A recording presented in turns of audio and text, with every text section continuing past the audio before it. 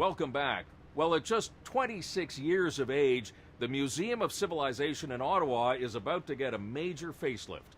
In 2017, it will be renamed the Museum of History, with fresh new exhibits and a whole new mandate. Now, this is not the first time this has happened. Previous Canadian governments have left their stamp on how we look at Canadian history. Here is your weekly West Block Primer. The museum has been searching for an identity since the 1860s, but the modern story starts in 1986 when it was renamed the Canadian Museum of Civilization. With a new name came a remarkable new home in 1989. And in no time, the museum became a superstar, attracting more than 1.2 million visitors every year. But with Canada's 150th birthday on the horizon, the government wants to revamp things again, starting with a new name, again, the Canadian Museum of History, and a new focus on Canada's historical achievements. The plan is to spend $25 million to install new permanent exhibits that tell the story of Canada. The galleries will feature faces like Montcalm, Pierre Trudeau, and Terry Fox. There will be artifacts from iconic Canadian moments like Rocket Richard's hockey jersey and the last spike of the Canadian Pacific Railway. But the new focus already has an array of critics. Will it be more jingoism than history? And in a very diverse country, whose history will it celebrate?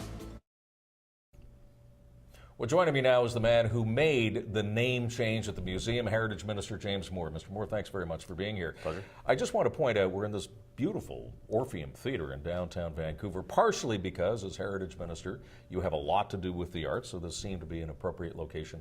But I want to start with history. Do you think that we're doing a good enough job of teaching history in this country, or did you feel that it was necessary to spend that money, make those changes to boost the teaching of history? No, I don't think we're doing enough, and I think there are limited things that the federal government can do. Education, of course, is provincial jurisdiction, but when you consider that in only 4 of Canada's 13 provinces and territories, is it mandatory for a student to take a history class to graduate from high school? I think it's little wonder when the Historica Dominion Institute comes out with surveys that show how impoverished our kids are in their basic understanding of Canada's basic history. Okay, I want you to put on your other hat now, and that is as Regional Minister for British Columbia. And obviously one of the big issues out here is the whole question of the Northern Gateway Pipeline. And I want to play for the audience some things that you had to say recently about the Northern Gateway Pipeline. Just because British Columbia is physically the Asia-Pacific gateway, it doesn't mean that we're the doormat for companies like Enbridge to think that they can go ahead and do business without having due diligence and taking care of the public's interest. Those are pretty strong words, not the type of words that you hear from Joe Oliver and other of your cabinet colleagues. Is the Northern Gateway Pipeline ever going to be built? Well, we'll see. I mean, there's the review panel process, which is underway now. It'll carry on through next year as well. I mean, my comments there were frankly a bit of a challenge and a reflection that the public had about Enbridge, which wants to do business across Western Canada, to have, frankly, a better engagement with the public. And I think they've stepped up a lot. If you look at what they're doing now, not just the ad campaigns, but their engagement with the review panel process, I think they've come a long way from where they were. I believe entirely in the effort of our government to ensure that we can create Canadian jobs through world sales of Canadian commodities, and Enbridge could be part of that. Kinder Morgan could well be part of that. So could British Columbia Softwood, so could our mining exports, so could potash, so could a lot of things. And we as a government strongly believe in the importance of building those relationships with world markets and making sure that those companies that want to do business with the rest of the world are engaged not just with other companies, not just with other markets, but also engaged with everyday Canadians to remind them of the importance that Canada, from the Hudson Bay Company through FTA, NAFTA, now the TPP, we always have been, always will be an exporting nation. You mentioned the TPP, the Trans-Pacific Partnership, this new trade arrangement that Canada has entered into. There are meetings coming up in the next couple of days on this. Japan is not yet a member of the TPP. TPP, to use shorthand, was to provide us a pivot to Asia. If Japan isn't in on this deal, what sort of deal is it?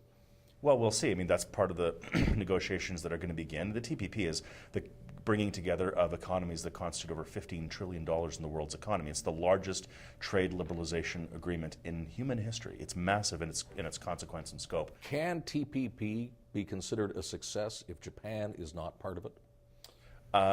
I think so. I think liberalization works, but I also think that, the conversations that will be had at the TPP table, I don't want to, presuppose what will and won't be was discussed there, but certainly I think trade liberalization with all of the Asia Pacific, including Japan, is a critical part of the success. But if of they're Asia not there, Pacific. you think it's still going to be a good deal for Canada if Japan's not part of the partnership? All trade liberalization will work to the best interest of Canada because we can compete and win in the world markets.